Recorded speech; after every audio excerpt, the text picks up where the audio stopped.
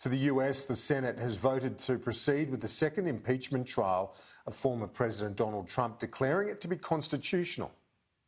On this vote, the ayes are 56, the nays are 44. The Senate shall proceed with the trial as provided under the provisions of that resolution. Let's go live to Sky News Washington correspondent Annelise Nielsen. Annelise, the vote has paved the way for full hearings to begin tomorrow. That's right, Kieran. It started off with a 4-hour debate over whether the proceedings were constitutional. Now, this was the key argument of the Republicans for two reasons. One, they argued that it's not constitutional to have the president tried and convicted in the Senate after they've left office. But the impetus behind that as well has been to give that cover to those more moderate Republicans, the ones who want to try to balance criticising Donald Trump for his actions on January 6th before the rioting took place, but also want to make sure that they're not inflaming the base. So this is why this debate was really important. Nevertheless, the numbers really weren't in their favour, with the Democrats holding that 50% plus the casting vote of Kamala Harris in the Senate. They did have the power in this instance. What was notable was that 6 Republicans did still vote with them. The argument from Donald Trump's lawyers really did focus in on the constitutionality of the proceedings. They didn't attempt to defend any of the actions of Donald Trump. That will likely come further along the line, but they did say that it could set a dangerous precedent. They say you need this trial before the nation can heal, that the nation cannot heal without it. I say our nation cannot possibly heal with it. With this trial, you will open up new and bigger wounds across the nation, for a great many Americans see this process for exactly what it is: a chance by a group of partisan politicians seeking to eliminate Donald Trump from the American political scene and seeking to disenfranchise 74 million plus American voters and those who dare to share their political beliefs and vision of America. But at the end of the day, this is not just about Donald Trump or any individual. This is about our Constitution and abusing the impeachment power for political gain. Now, this argument was never really critical for the Democrats, given they had the numbers for the impeachment vote, at least on this constitutionality count to proceed. They didn't need to emphasise it too much. What we saw them do instead was really try and grab the emotion of the moment. They started out with a 13-minute clip that included video of the rioting on the day. We saw the response from those who were there and witnessed it, and intercepted with all of that was the speech of the president on the 6th of January that they say incited that riot. The Democrats did argue on some of those constitutional points, saying that they are within the law, that you can prosecute a president once they've left office if the actions took place while they were in office, particularly on the point that they are trying to preclude him from running again. But it was mainly about this idea that what happened on the 6th wasn't acceptable, and they say that the president was responsible. And watching someone use an American flagpole with the flag still on it to spear and pummel one of our police officers ruthlessly, mercilessly, tortured by a pole with a flag on it that he was defending with his very life. People died that day. Officers ended up with head damage and brain damage. People's eyes were gouged. An officer had a heart attack. An officer lost 3 fingers that day.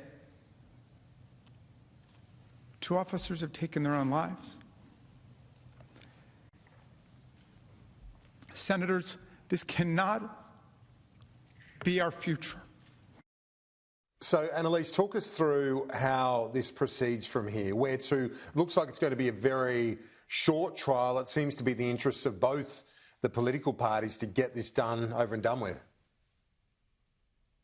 Much speedier than the last time around. This could all be wrapped up by Sunday evening here, especially with some changes happening One of Donald Trump's lawyers is an Orthodox Jewish man and asked for the Saturday off for Sabbath, but even said that they can proceed on that day without him, with the legal team still able to run. What we are going to see is pressure on the Democrats to try and get those 11 Republicans on side, because when you have 56 voting for the constitutionality of the proceedings, that's only 6 Republicans. They need another 11 to get that 17 margin. To convict, you need a 2/3 majority. What we're going to see from here is 16 hours for either side to make their arguments. There's going to be open arguments. There's going to be potentially witnesses called, and that's what could drag this out, because there'll be votes on those witnesses as well. But with divided power, there is going to be a bit of a struggle on that point, and then there'll be questions asked by the senators and also closing remarks. This is a very speedy trial. Both sides want, as you mentioned, do see the advantage of making that happen. But for the Democrats, it's about putting that narrative out there. In that period of trying to call for unity, it's being put forward by the Republicans that this is a very divisive thing to go forward with. But at the same time, the Democrats have to talk to their own base, who are still furious about what happened on January 6th. The thing I keep hearing time and time again from Americans is they found as upsetting what happened on January 6th as watching 9/11 unfold, because it just tore at the heart of US democracy, so much of the symbolism around what they stand for, and it's left so many Americans just feeling so unsettled. Yeah, you can understand why. The images were shocking. As for the new president, how does this drama unfolding up on the Hill, how does that affect his agenda that he's rolling out?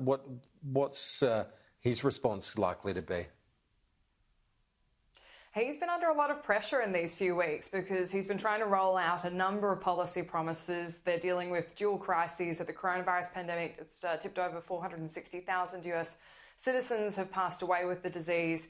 It's been really running out of control over the winter, but also the economic crisis. President Joe Biden's been trying to roll out this stimulus package, and this really all eats up time in the Senate, which is another reason they want a speedy trial. President Biden, too, has made the point that he's not following this. He's not following the minutiae of it. He's left it to his Senate colleagues, the team assembled by Speaker Nancy Pelosi. And he's trying to make the point that he's moving on with governing the country, although you'd have to expect he would be following it quite closely. How could you not? But this was the statement from his press secretary. President Biden, we put out a statement following the conclusion of the House vote just a couple of weeks ago, and he made clear in that statement that he felt the process should proceed as history, and many laws predetermine, and he is going to wait for the Senate to determine the outcome of this. But his view is that his role should be currently focused on addressing the needs of the American people, putting people back to work, addressing the pandemic. And of course, the other challenge for President Biden in this time is to confirm his cabinet picks, because that's a key part of being able to implement his legislative agenda, and that's all been put under pressure with the time limits of the Senate as well. We've also seen a record number of executive orders. So these are really extraordinary times in the United States.